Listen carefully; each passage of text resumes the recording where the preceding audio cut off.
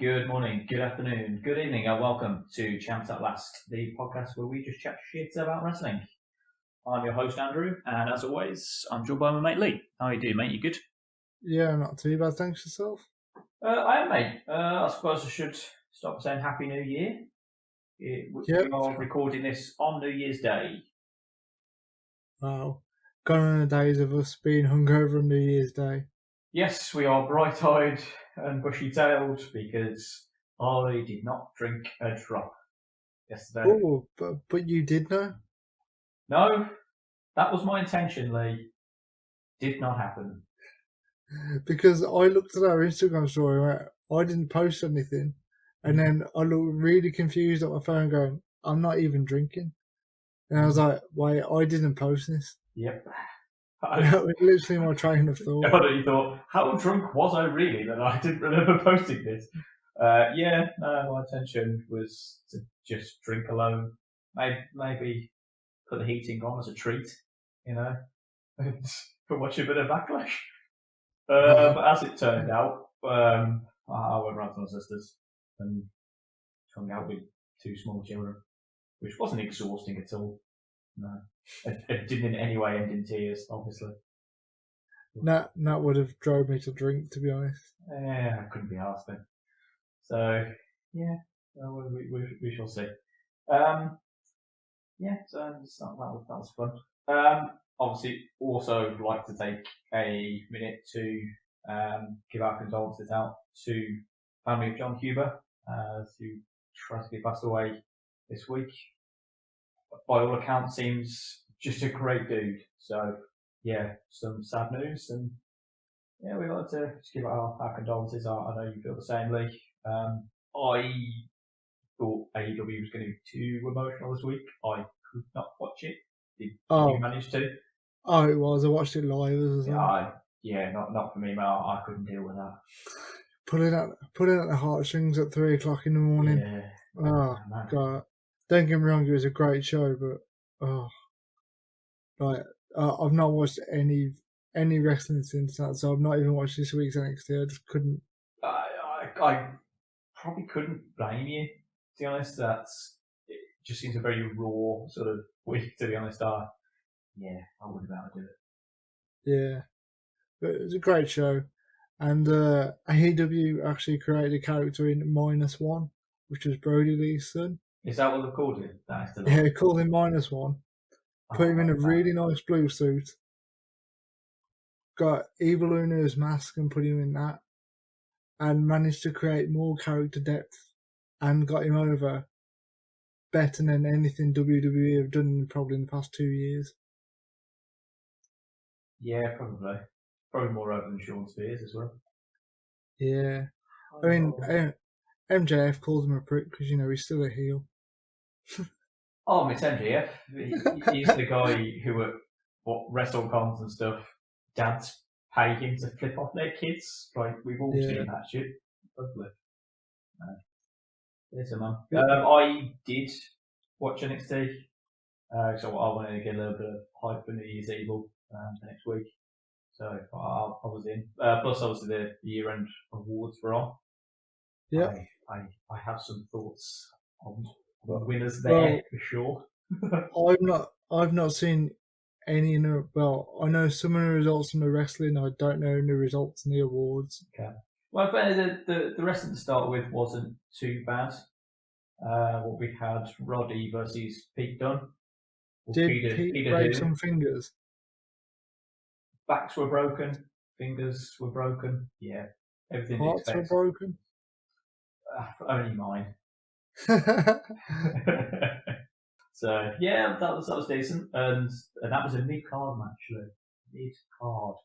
Mid-card. I thought I'd have shut the show down. Behave. You had the North American Championship, Johnny Gargano versus Leon Ruff to close the show. I still would have had Pete Dunne, Roderick Strong go on last. Yeah, championship match though. That's a go on. It's a mid-card belt, man. Yeah, still, it was alright. It was good. I saw when that Johnny broke his curse anyway. He did? Oh, if you do end up going back and watching it, they do set it up so well. They have like a black cat running around. Austin Theory mentions the curse. Candice Ray absolutely wigs out at that. Like Johnny's aghast, like, don't. It's amazing. He walks under a ladder, but he doesn't notice, and then was like, don't fucking tell him. Yeah, it's so good. Does he like break a mirror as well? Or? Oh shit! Yes, he does. Because when Austin mentions the curse, he picks up the Johnny Gargano whey protein and loves it. It's brilliant because he throws it and the sound guy misses a beat and then there's a crash. So it doesn't quite work. There is just a little bit of a beat that is missing and then the crash comes. So you'll enjoy that as well. What I did.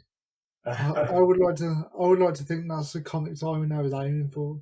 Probably Johnny's requests. I would hope that's something he would do, but yeah, it was pretty good. And then obviously at the end, they just kind of set up News Evil, which we will do some predictions for shortly, but I will give you the shortlists for the prizes. So they did actually start with the Breakout Star of the Year. Would you like a quick rundown of the shortlist?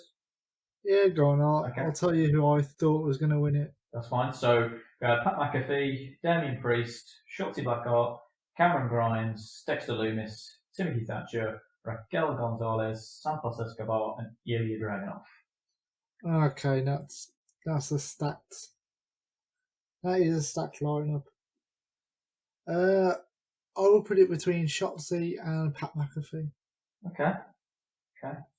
You are correct with that, and in typical NXT fan voting, because as soon as they did this award, I was like, oh, okay, I know where this is going.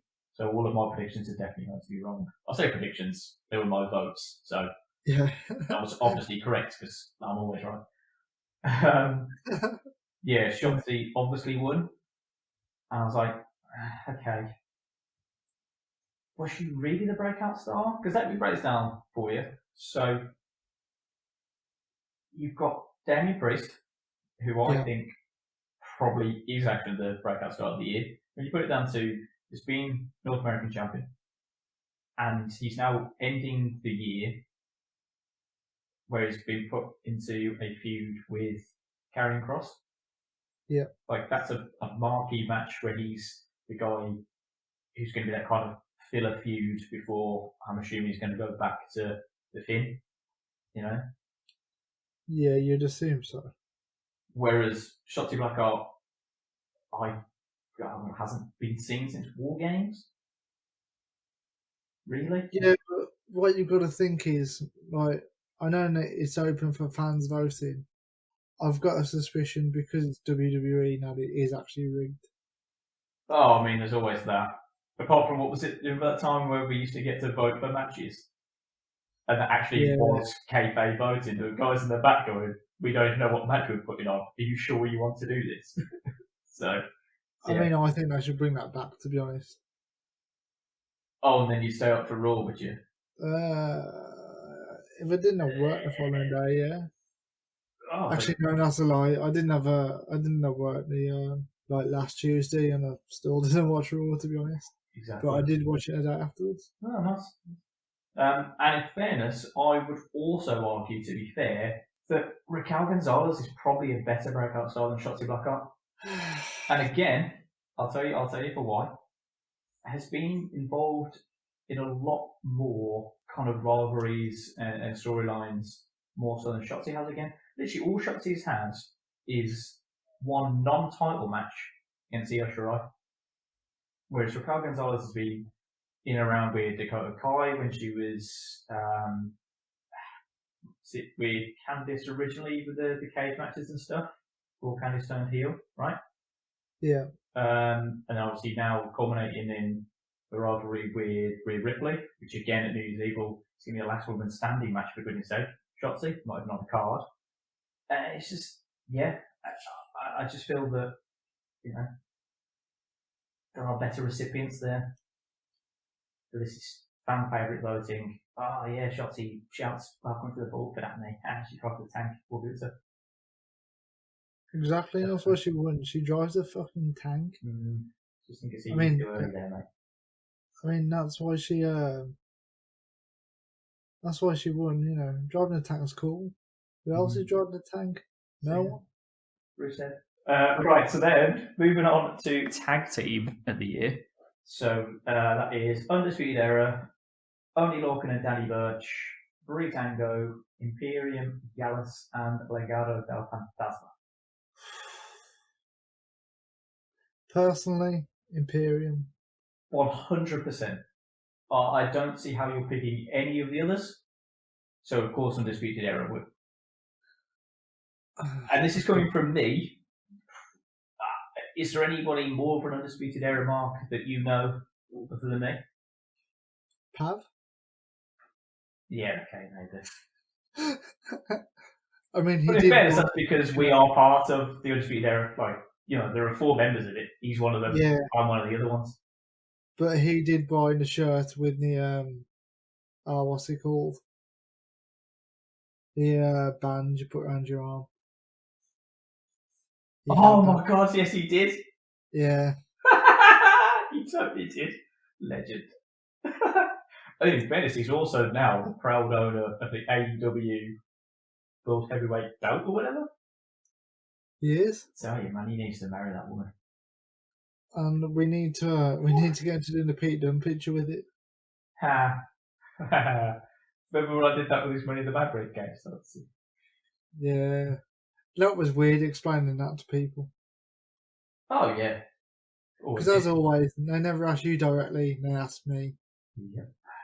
And I was like, yeah, it's this. Yeah, you won't get it. Yeah, it's worry about it. Yeah, so they obviously gave it to Undisputed Era, which was like, okay, this is NXT American fan voted, because it's just this Imperium. Like, cool. So then moving on to female competitor of the year, probably the only one that I didn't disagree with is Rhea Ripley, Io Shirai, Candice LeRae, Dakota Kai, Kelly Ray, and Tegan Knox. By the way, that was Rhea Ripley for some reason. Yeah. Like I said there. Yeah. It's not going to be edited either. Oh no, I don't want you to edit that. Rhea Ripley. Like hosting a podcast with Jonathan Ross now.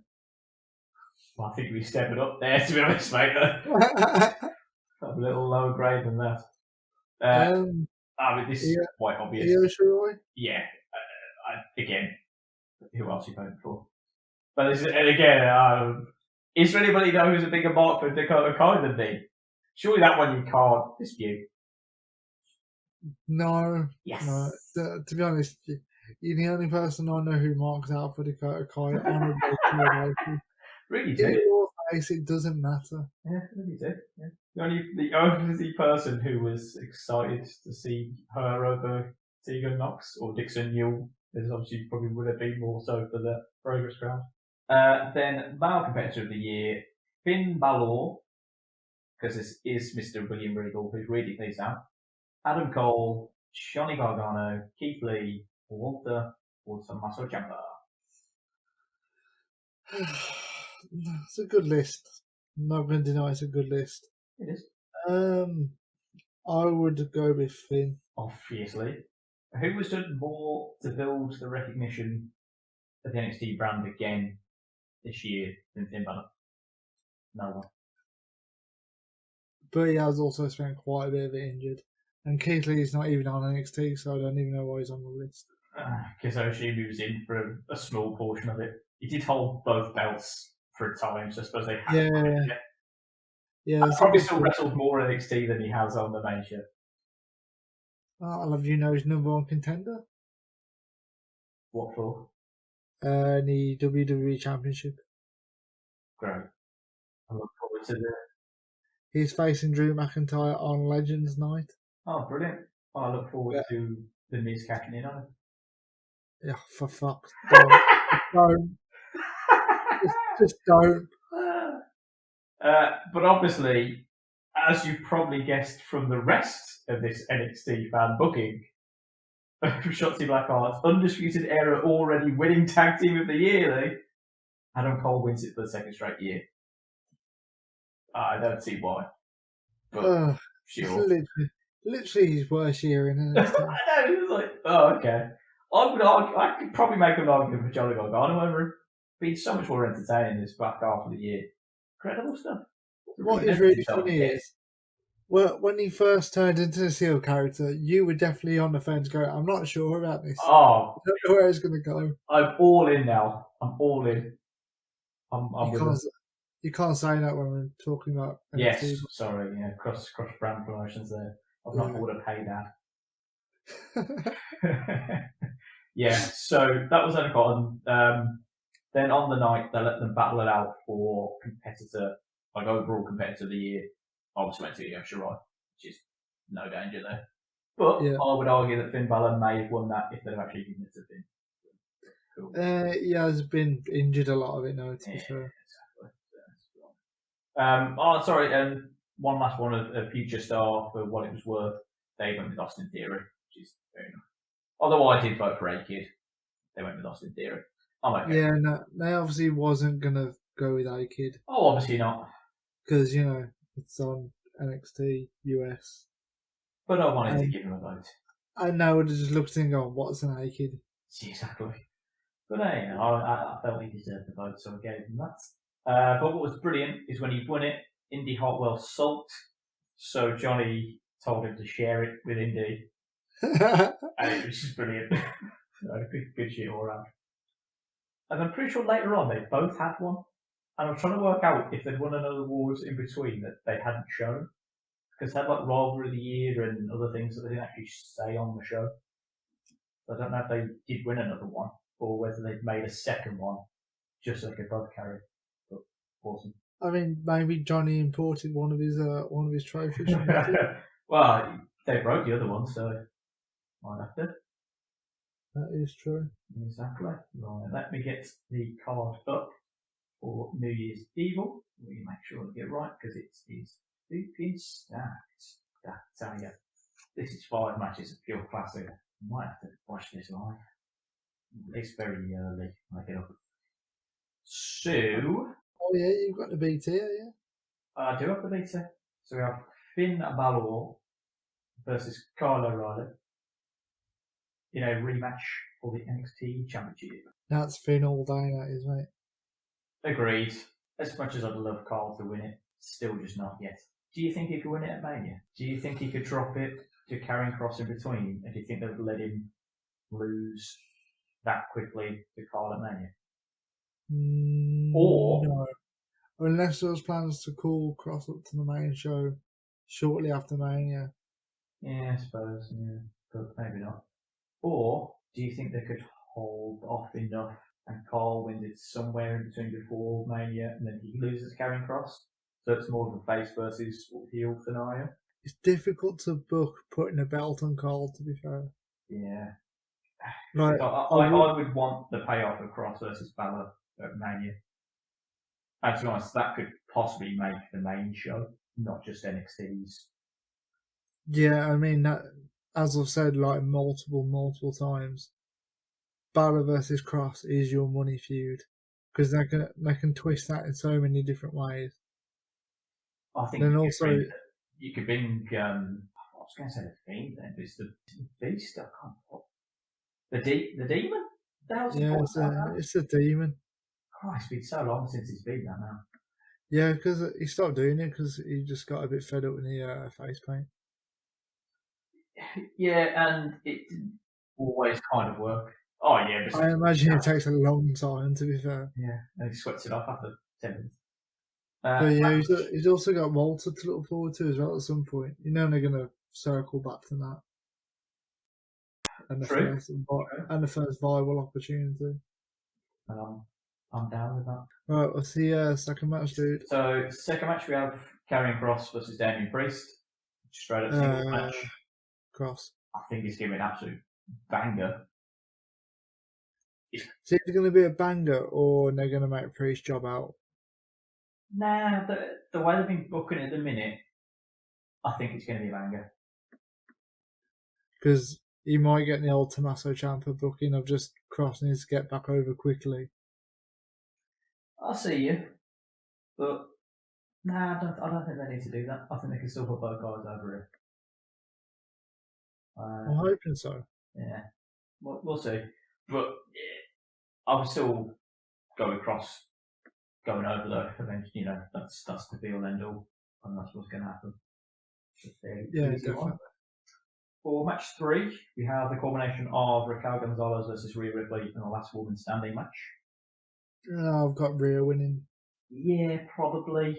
This is an interesting one because they need to try and book her somehow. So Raquel Gonzalez is, I don't know, maybe the next sort of challenger for Io Shirai, where she can step away from Dakota Kai a little bit. I don't know. Yeah, I think they've got a couple of months to do that now, to be fair. Yeah, looks it. Because ahead of her at the moment, you've got Toni Storm and Mercedes Martinez, I presume. So Mercedes Martinez, yep, the woman that Nia Jax should be. Yeah, let's not talk about Nia Jax ever again on this podcast. That's fine. Just saying. But I think that's pretty much what Mercedes Martinez could be. Yeah, I don't really know where Rhea goes on NXT anymore. She's kind of got that Trent Seven booking on NXT UK. How the hell do you book her now? They've got quite similar hair as well, to be fair. They're covered, yeah. So I think I'm going to go with Rhea, but don't know. Raquel did win War Games. Could be an interesting match that one. Okay. Tommaso Ciampa versus Timothy Thatcher in their second match, I suppose. Yeah. Yeah, it's in the fight pit, isn't it? In the fight pit. And I'm going to go home field advantage, Timothy Thatcher. Yeah, I'm going with Thatcher purely because he lost the first one. 50-50 booking, baby. So I'm like, fuck it, he needs to get this match over. Yep. Damn right. Also, he can't do the spot where he loses his teeth. Well, he might be.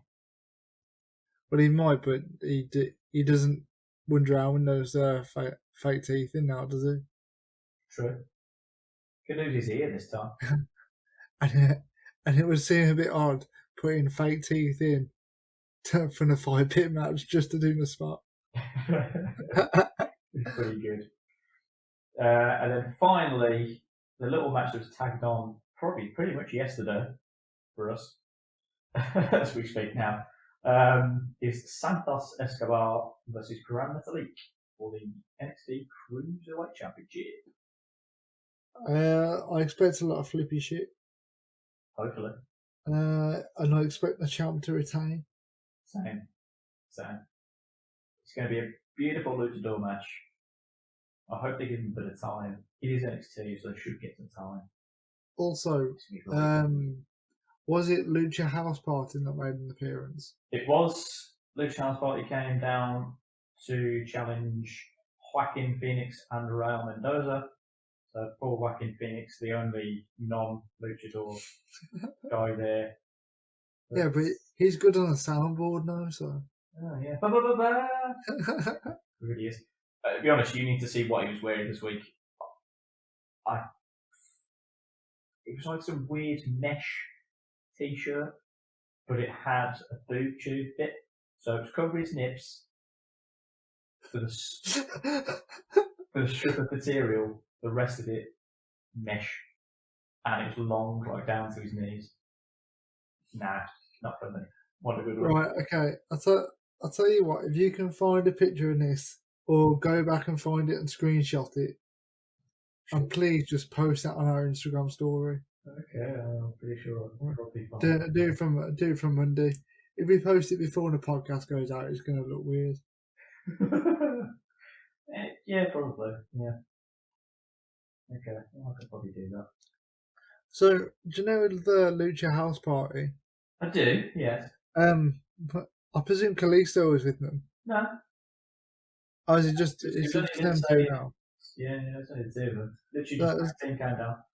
right because there was running that weird angle where Kalisto was gonna sack him off, not sack him off, I think he might have sacked sacked him him off. off. In an untelevised segment, I think he might have sacked him off. It sounds about right. Yeah. Did it at a house show which doesn't exist anymore? The house show with no fans in attendance. No, that's just a normal house show now. Oh, how dare you! Right, well, that probably covers this week's actual wrestling. Do you want to get down to what was my homework for this week? I've already alluded to the fact that I was watching Backlash 2002 on New Year's Eve. It's how I rung in the new year. Yep. Yes, I was watching early 2000s WWF wrestling. So I've set this for your homework, as this is the start, essentially, of the Ruthless Aggression era. Yeah. So the start of 2002, you get a little bit in the Golden Era with like Hulk Hogan, a little bit in the New Gen people like Scott Hall, a lot in the Attitude Era, obviously, and then your new stars coming through like Brock Lesnar, Edge getting the main event push, all that sort of thing. It's probably a very good place for you to start. It doesn't feel like that currently, but okay. Oh, I'm looking forward to this. So match one. Actually, no. I would like to start by I definitely. I was going to say, can I speak about the opening video package? First of all, very weird seeing Triple H as a face in 2002. Obviously, he's just come off a massive knee injury and they've Returned given at the the belt Rumble, at right? Mania. Yeah, returned at the Rumble, won the Rumble, beat Jericho in a match which was shite. But we digress. Yeah. So he's still now being the new cookie cutter baby face, and you're like, this is really weird. Like, I'm not buying into this. And then the other thing, which I don't know if you picked up on, there was Hogan saying he was the Babe Ruth of WWF, Yeah. which fair enough, I agreed with. And then he was like, but I need this belt run. I was like, no, you fucking don't. I was like, you held the belt for like a grand total of 8 years combined. The last thing you need is another run with a belt. I was like, oh no, I'm just not doing this, no. Yeah, he didn't need shit. And then I remembered what happened, and I was like, sulking. Yeah. Yeah, because obviously I've not really watched this, so again, I tend to try and play predictions as I go. Not necessarily knowing any storylines going into it. I just try and guess who I think's gonna win. Honestly, your predictions would be quite interesting on this. I didn't do too badly. I will go through it. But no, I would like to go a little bit far. I don't think you're going to be doing this. I took the time to see what the theme song was. I think I'm going to enjoy finding out what the theme song for every pay-per-view was as we go. And I quite enjoyed this one. I didn't do that, but I have made some notes about entrance music. Oh, okay, fair enough. But for certain people, because obviously, Andy, it took me back to a nicer place of my youth. I certainly have notes about one certain entrance, because it made me laugh. But yeah, the song was Young Grow Old by Creed. Not bad. Was that okay? I quite enjoyed it. Yeah, fucking Creed. Early 2000s band. Obviously. So I don't think they made it out of 2002, mate. Don't need to. As you said, it's the golden era. I think they're just stuck in Kerrang. Isn't next? Is it still radio station? Might be. Planet Rock. I don't know, mate. I don't know. We'll consult Matt Powell. I'm sure it's something he listens to. So match one: Billy Kidman, champion, versus Tajiri Victoria Wilson. I'd like to point out the Tajiri came out first. Liked it. Yep. It's good. think I probably went with retain because I didn't really know. I I think didn't want to be on Kidman the jury only card had for that a one. belt I think Kidman only had a belt like 2 weeks as well or something like that. Yeah, didn't he win it at Mania or something? Or did he win it just after? I think he won it in between Mania and Okay. that pay-per-view. Okay. I didn't mind it. It was a good match, to be fair. Solid cruiserweight match. I like the character Jadira. I was a big fan of Tajiri. I was mentioning this to Sully because I actually got him to watch the pay-per-view as well. When you say got him to, you said, "Oh, have you watched Backlash 2002?" And you instantly went back, watched it all, and remembered everything that ever happened. Yeah, he watched it He watched it at 1 o'clock in the morning, and then like it was live. and then finished texting me about 3. Literally like it was live. Yeah. Yeah. Okay, fine. But yeah, Tajiri's ace. Yeah, I mean, I pretty much really only know Jadiri from playing Raw versus SmackDown. I liked him as a heel as well. I think he was often always a heel in SmackDown versus Raw again. Playing the traditional stereotype Japanese male. Hello, WWE. like just WWF. rolls around, and you're like, yeah, it kind of worked. It was a bit different instead of him just like throwing salt. Yeah, and obviously having the red good. Yeah, well, I found that was really weird because it wasn't green. Used to the Kabuki Warriors spraying out green. And Tajiri's used to be green as well. I don't know. Okay. So that changes at some point. I don't know when. Because originally, when Japanese wrestlers used to do the mist finish, there's obviously different colours of mist. Makes sense. Different meaning. The black one's the most dangerous one. Oh. And then it all runs down the colour chart essentially. Is it literally like, say, a karate belt level? So if someone's spraying you with some white mist, you're like, point. Getting sprayed with some blue, you're like, Jesus, this lad might be able to kick me in the balls. So then black, where, yeah, you're pretty much dead. I've just made myself laughing because could you imagine WWE doing a bit where someone sprays some white mist into someone's face? That would be a million gift instantly. It would happen.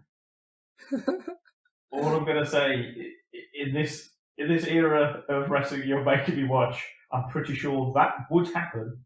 Yeah. In fairness, I could probably find a match on this card where that would happen. If we remember it, I get to it, I'm like, this is a match that would happen. Would you like a bit of a fun fact about this match as well? No. Tough, I'm going to tell you anyway. Billy Kidman was dating Tori Wilson at this point. Brilliant. What a weird match to then have.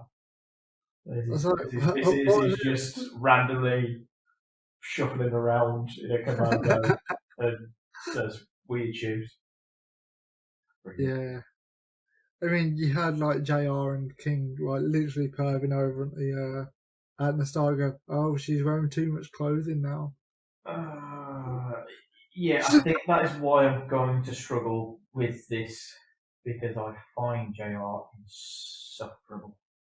Oh God, it's going to be horrible. You find JR insufferable. Sorry, I did. Sorry, I fully take that back. I don't even want to mention Jerry the King Lawler's name. I was going to say it's going to be a long story arc for you, mate, if you don't like JR commentating. Yeah. No, sorry, JR don't mind. Jerry, Jesus Christ. I'll tell you what's another weird thing.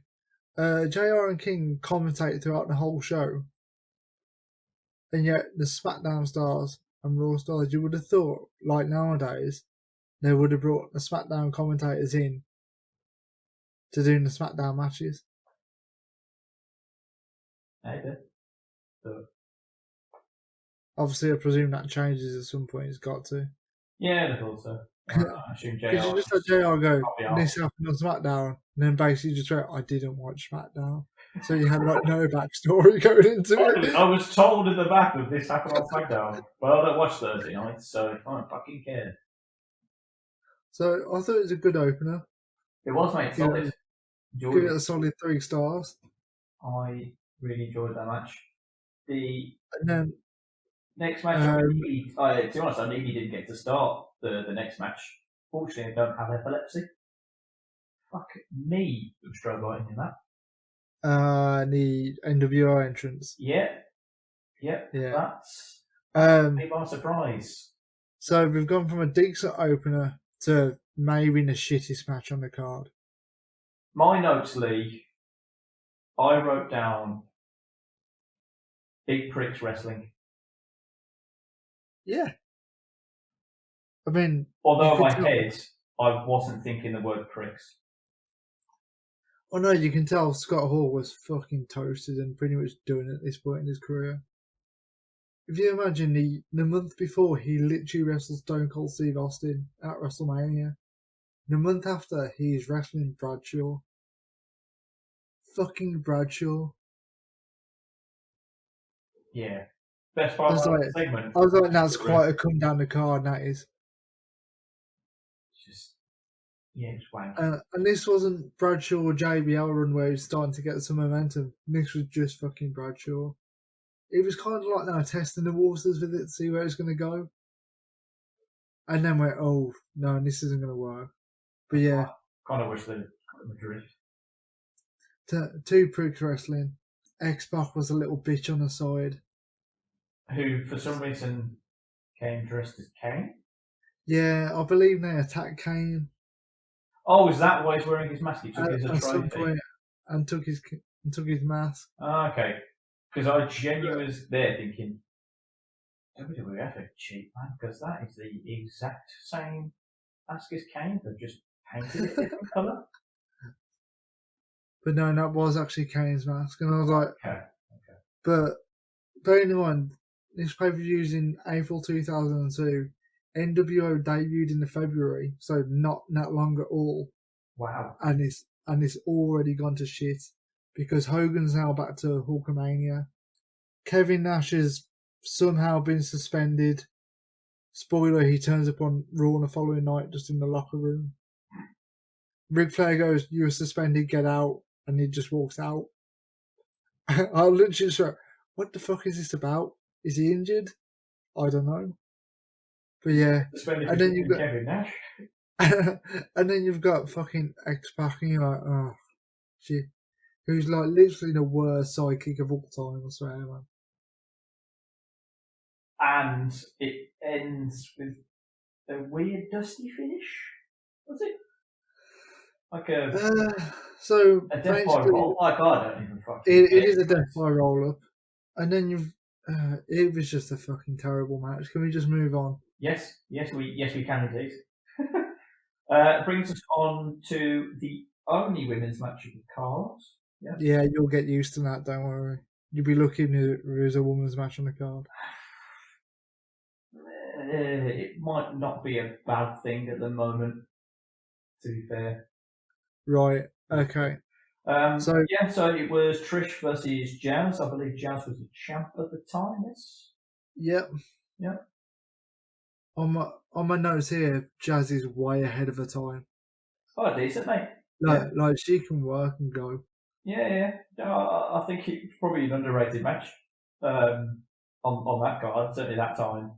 No one's going to be watching that. It's only a 5-minute match as well. Wasn't long at all. Nah, there was probably more talking about it beforehand than the actual match. Surprised at the tap out. I think that was how we were going to go with the finish. I thought they got away with that though because they had Molly Holly attack Trish before. Yeah. And I was just like, this is how we can get around it, which to be honest I was fine with. Keeps Jazz looking strong. Trish still looks like a baby face. Yep. Great. Yeah, well, I wasn't mad about that. But, you had Jerry coming on, and this was when, I think this might be when he said that she's wearing, no. This is when he goes, someone, like, you're going to use the tights for the roll-up. He goes, oh, put her pants down. I'm like, oh, can you not have edited this? It's fucking horrible. Yeah, it was bad. Then we moved on to one of very weird segment, I thought. I want to call him Paulie Dangerously because he still has the ponytail. I know he's Paul Heyman now. He has James, Yeah. but he just still looks like Paulie Dangerously to me. There was a lot. Very thin as well. Well, I mean, Well, very compared thin to now. yes. A lot of thongs involved.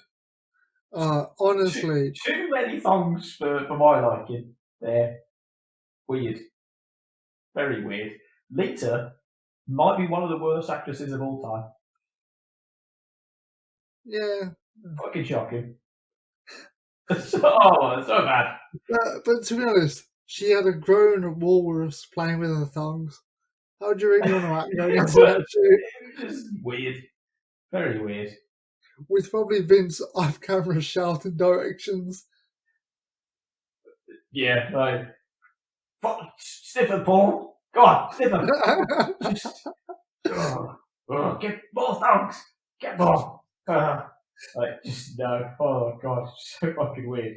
But then I was baffled because in all of this, Paul just comes in with, get ready for your debut match. I'm like, what the fuck? This actually Brock Lesnar's first ever match. This is crazy. So I actually made me sit up and watch because I genuinely didn't know that. I didn't really that was started. So basically, Brock debuted the night after WrestleMania. Okay. And like he just like Brock things. Just destroyed people in I think it was a hardcore match, and everyone was like, "Who's this?" Yeah. Cool. Then he just went focusing on the Hardy Boys after that. Took out Matt Hardy as you saw in the video package. I did. And then you've got Brock versus Jeff. Yep. Left poor old Jeff and Lisa, who didn't give two shits about him. I thought it was a good squash match. Oh, it's fucking marvellous. If you wanted someone to be in a debut match to have a squash with Brock Lesnar and basically, sell everything, flop around, get destroyed, and Dolph Ziggler's not available because he's probably not a pro wrestler at the time. You send for Jeff Hardy, he's the guy that you want. Jeff's one of the biggest mid-card baby faces, if not the biggest one, so exactly it worked out perfectly. It was a great match. What was weird is it wasn't the classic Brock Lesnar entrance music. Like he'd just come out to some generic shit. He basically came out to Paul Heyman singing, "Here comes Brock Lesnar." So they could have had that, God knows what it was. Because I was expecting the classic Brock Lesnar start, which he's had for like years and what we're used to hearing now. And he was just like, "No, what's this?" And I was like, "Oh, don't like this. Can we move forward a couple of months?" However, I didn't expect it to be his current music because of what I know when people change their Titantron stuff and them saying it was his debut match. I was fully expecting it to be something I didn't know, and it was. So it actually wasn't that surprising because I kind of thought that was what it was going to be, just some weird shit that I'd never heard of. So it's pretty good. I also enjoyed that Teddy Long was ref. That made me laugh. Oh, he's fucking dog shit, he is. Hey, there's worse repping to come. Fuck me, there's worse repping to come. Well, no, that is true. So don't go all out on Teddy Long just yet, son. Yeah. He's the gold standard currently. Jesus. Only problem is when you watch all pay-per-views, especially from this time, Teddy Long stands out a mile because you go, what's Teddy Long doing? Oh yeah, we just want him in the middle of the match just to go holla holla holla. Like, what are you doing, Teddy? You daft bastard, get out of that ring. Or just go and stand in front of the camera, just always being there. Yeah, just go find the Undertaker, see if he needs any matches, man. Jesus. And then that brought us to the Battle of the Necks. That's the only notes I made for this match, Lee. Battle of the Necks. Right. Edge versus Kurt Angle. One man who I'm not sure has a neck, and then another man whose neck made him retire. Hence Battle of the Necks. So the first thing I'm going to say is Edge 2002 entrance music. Never Gonna Stop by Rob Zombie. Yeah. It's a fucking banger. It was pretty good. So you've got that to look forward to. I'm also really happy that they didn't overdub it, so they've actually got the rights to the song. Nice. Because obviously when Hogan comes out later, he's meant to come out to Jimi Hendrix Voodoo Child. Oh wait, no idea what the fuck he came out to. That one and, brilliant. and instead he just come out to some generic music that they dubbed over the top. Yeah, I didn't know what the fuck that was. Yeah, no one does. It was like WWF No Mercy filler music. Great. Yeah, that one was shit. I think it was an okay match. I like that. Yeah, it was a good match. Like shouting "usurp." Where did that start? Was that literally the start? Like with those cue cards, with Edge doing the whole Wayne's World thing of this guy's yeah, work pretty much that's where it started. Was that literally where that came from? It does continue to hilarious effect on the following SmackDown episode. Okay, well. And I believe it carries on to the next pay-per-view, which we shall be watching in the next week. Marvellous. Cannot wait for more of Battle of the Necks. Yeah, it was a good match. Slowly building Edge up. Angle got the win, so kept him looking strong. Going, exactly. And I did also then, it was while I was watching it, I did look up the results for Atlanta 96, and Kurt Angle did indeed win that gold medal. Right, you thought WWE were lying to you? No, not necessarily. It was more I wanted to make sure that it was actually like Kurt Angle's using his real name. Yeah. And he's actually Kurt Angle, so I was like, okay. Right, so next up we've got a Chris Jericho promo. We do. Which the only reason I love bringing this up is one, it's great heel work, and the age he was when he was cutting his promo, Andrew, he was the same age as us now. I like the end of the now bit there as well. Just it was the same age as us. Wedley. How? Duh. Oh, okay. Okay. Cool. He looks younger. Well, yeah, he's not got the dad bod in the. Well, no, I meant like he looks younger than 32. I enjoyed it because one, it was one of those great heel promos where everything he said was true. Yeah. And it's the sort of thing I really enjoy and I clamour for. It's where I'm there going, boo, but yay, like, you suckers in the crowd, you don't understand what he's doing to you. You don't understand what he's saying is right. You don't understand this heel work. And I always enjoy that crap. I enjoyed it more so because of two signs, Lee. Two signs. Both of these signs read Y2J has been, because obviously this is 2002, and obviously his whole gimmick was the Y2K thing. Yeah. Shit's getting down, and all people are going, but mate, it's already been. Get over it.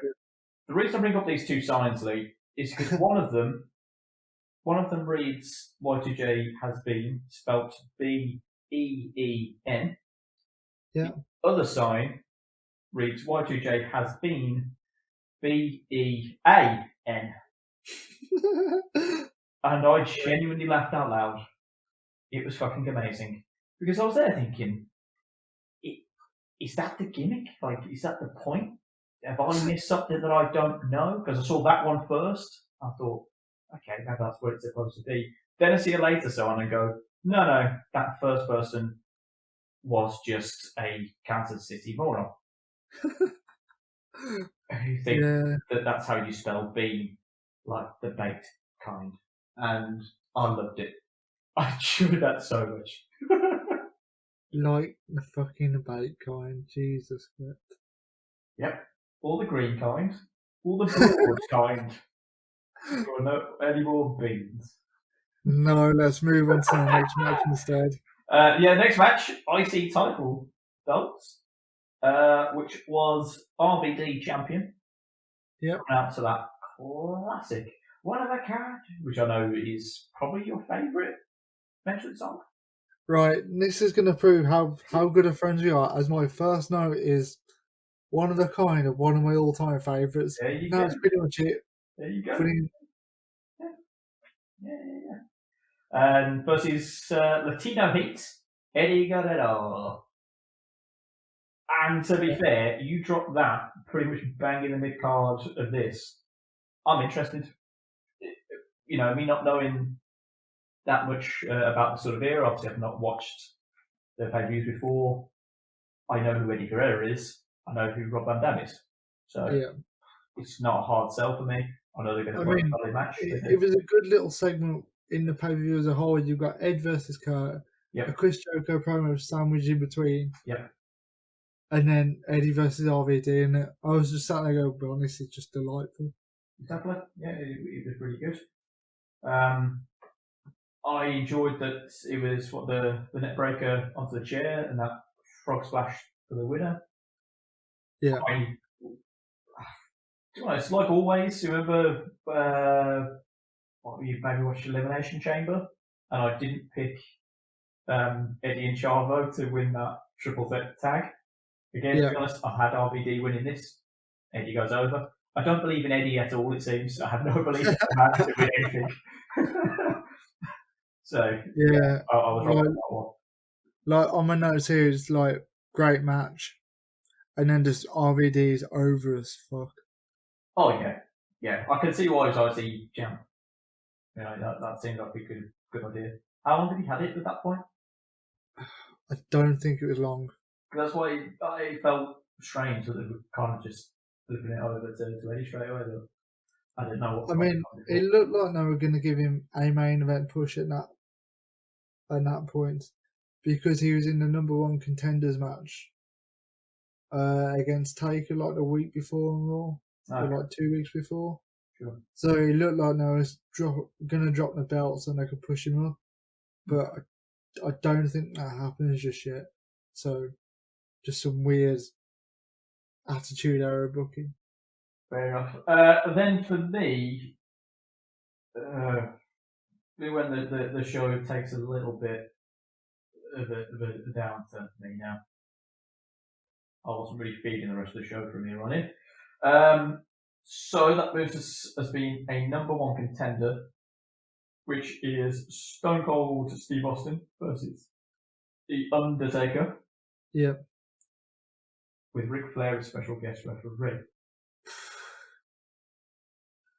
Right, do you want to know what my first note is on this? Oh, God, I hope it's the same as me. It was, how young but old does Ric Flair look at the same time? My God, honestly, that man, has he ever looked young? Because I'm trying to work out if he looks exactly the same now as he did then.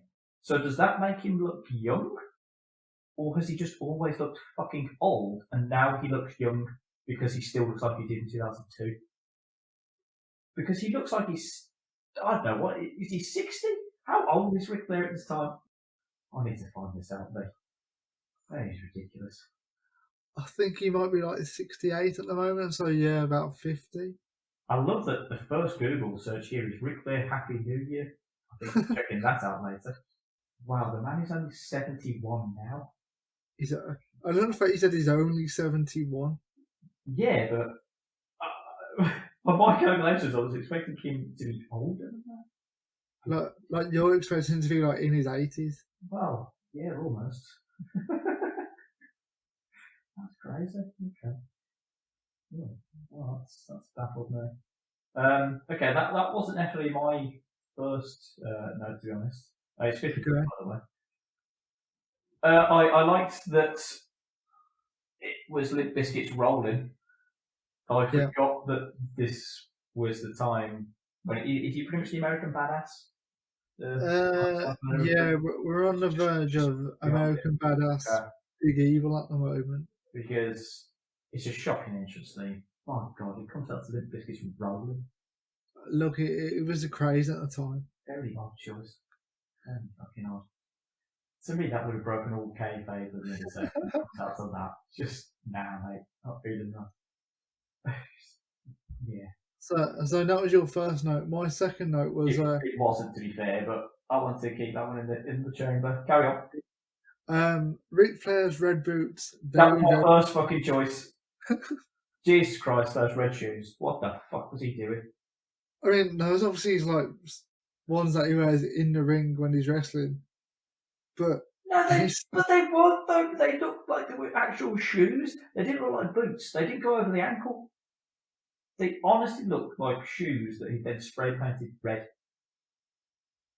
I Terrible. mean, it might have been a nod to old red shoes in New Japan, but They did allude to him doing it as an homage to maybe like a referee who used to wear red shoes. I honestly God, that's what they said. I was going to read one. really, Yeah, they do mention something about the red shoes. Because if they'd have gone the whole match and not mentioned those red shoes, I would have been like baffled. I would have been like whispering over to to JR go, you see the shoes as well, yeah? And he goes, yeah. We talking about them? Like, I don't know. Vince is there going, don't mention the shoes. Don't mention the shoes. I'm like, all right, we're not mentioning the shoes. That's fine. It was very weird. He looked like he was there trying to be David Bowie and like, put on your red shoes and dance the blues, mate. It was odd. It distracted me from the match. And what I first say, it was a fucking terrible match. yeah. Taker and Stone Cold did not have great chemistry, to be honest. Awful. The laziest old school I've ever seen. He climbed the turnbuckle, took 2 steps, and then jumped off. Oh, is that the one where he lost his balance though? Don't give him excuses. Fucking wank, that was. Wank. But yeah, Then, why didn't Rick count them out? I can't answer that one for you. Why didn't Rick count them out? Because number one contenders. Awful. It was not in any way tied to me that it was a no DQ, no count outs match or whatever. They were in the crowd and all around the place for fucking ages. All they had to do, stand there in the ring, count to 10, and go, unlucky boys, doing my job. Instead, worst referee of all time. The most obvious foot on the rope I've ever seen. Well, it was until when Shane McMahon's ref, and apparently we get a rope break in a Hell in a Cell. Fuck's sake. Ugh. Right. My next 2 notes on this one is it told a story, but it wasn't much of a match. It was very much storyline based, and they were just sticking to the wild angle of, is Rick gonna screw Austin? He doesn't, but then he does inadvertently. Inadvertently, Jesus. Yeah. Well, keep watching, you'll see it probably wasn't. What and then, I really enjoyed though was afterwards when they interviewed Rick. When Jonathan Coachman, the coach, interviews him backstage, shows him the clip, and then he just goes, shit. Like, you brought me back in just when I thought, Rick, I'd lost you. You come in with that little gem. I just, shit. Vince is going to be furious. It was brilliant. I forgave him everything. Well, technically, Rick's co-owner at this point. Jesus No, Christ. So, is he GM of Raw? Yeah? No, he's actual co-owner. Oh, okay. I just assumed WWF. he was GM of Raw. Okay. So basically, at the end of the invasion angle, Vince goes, I've got sole control of the company. Ric Flair music hits. Whoa! He goes, no. Half an hour later, he walks down to the ring. Yeah. He goes, no, she sold 50% of the company to myself. God. So Nat ends up in them having a match at Royal Rumble. Cool. Dog shit, which is why we're not started there. Oh, I ain't watching that. And then basically got to the point where they had to separate the brands. So Vince got SmackDown, and then Ric Flair got Raw. Correct. And this is why you got a brand split. Okay. Which I don't mind because, like I said, I enjoy playing SmackDown versus Raw. So, after that car crash of a match for me, didn't enjoy it. Had one of the strangest cooldown matches I've seen in a while. Because when Jericho was going, even Maven's got a match. Yeah.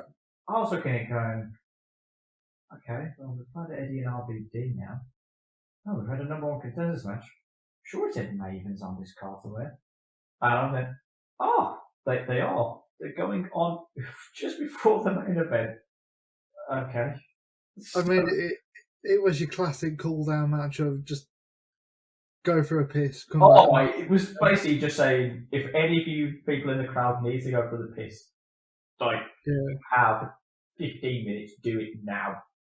They didn't even have 15 minutes. I mean, I was saying 15 if you don't want to bother watching Triple H's entrance. If you're not after a man spitting water in the air, then, you've maybe got an extra 5 minutes of having a piss. That's all I'm saying. I really like Chuck and Billy as a tag team. And this is the exact match where you could probably spray white mist in someone's face. Probably, yeah. I think it would work. You could book it. My 2 notes on this match are, it is a nothing match. Even though it's for a tag belt. Yeah. For literally nothing. And Maven is so vanilla, it is untrue.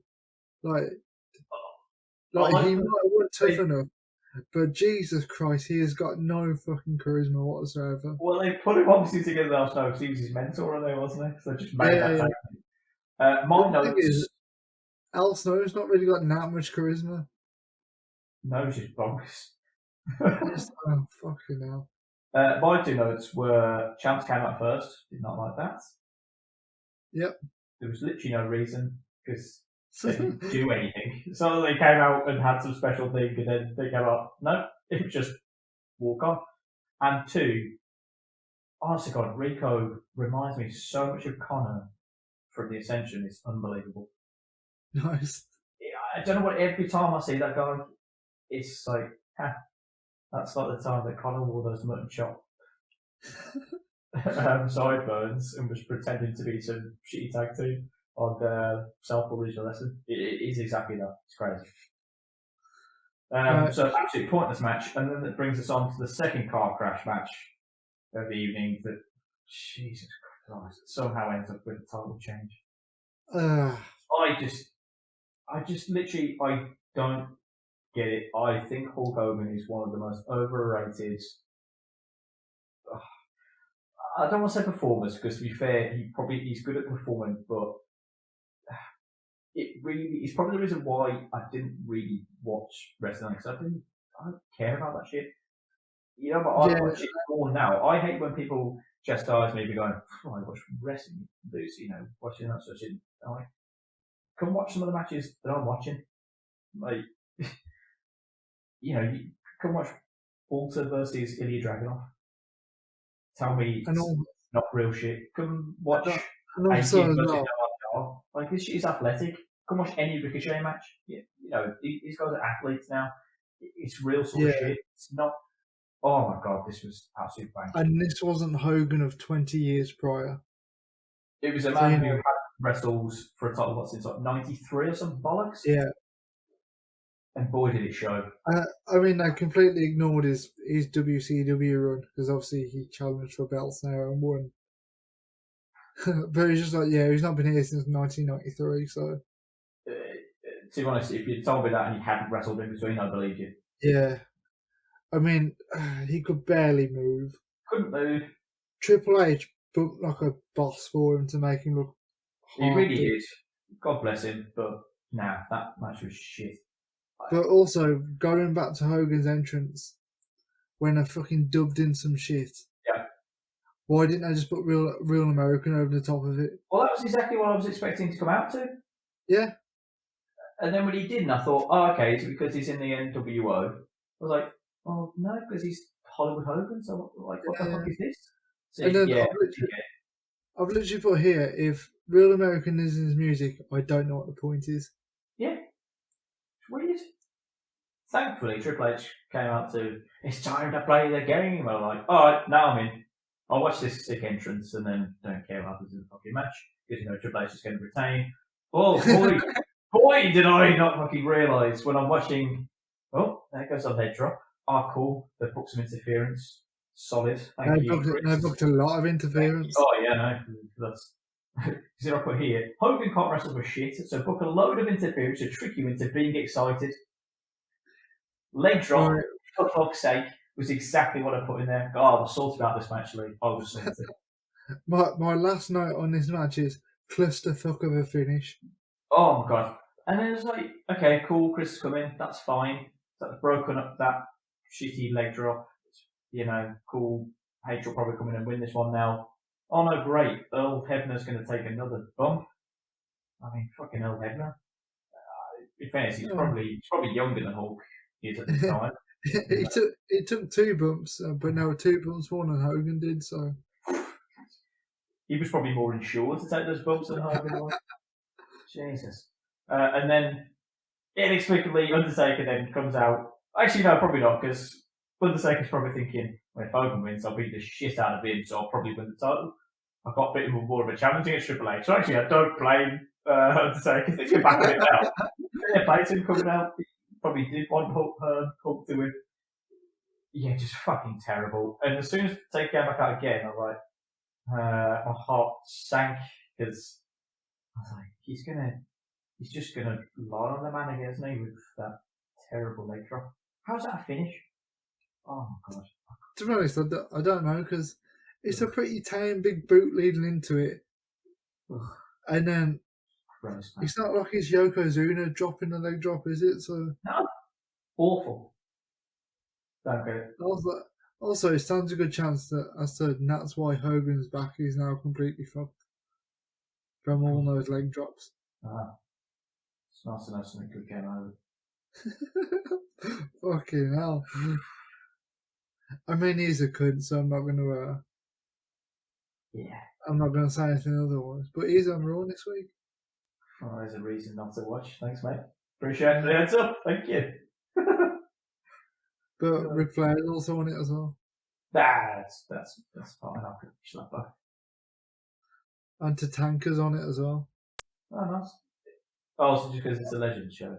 Yeah, I was fully expecting you to go, who? Oh, I'm stuck in dispute the fact that I don't know who that is, but I do remember the conversation now of, oh, okay, yeah, it's all the Legends that were coming back.